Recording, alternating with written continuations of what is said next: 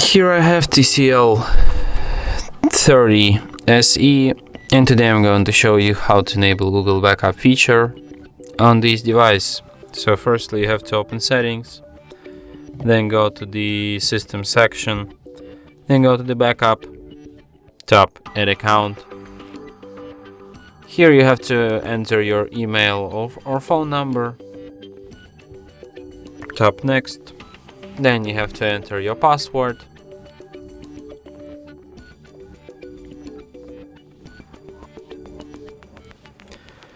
Tap next, then you have to select if you will be using this device or if your child will be using it.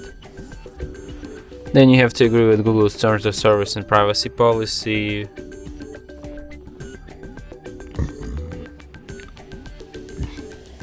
And tap turn on. And as you can see, now my device is ready to the backup. And that's it. Thanks for watching. If you find this tutorial useful, don't forget to hit that like button and subscribe to our channel.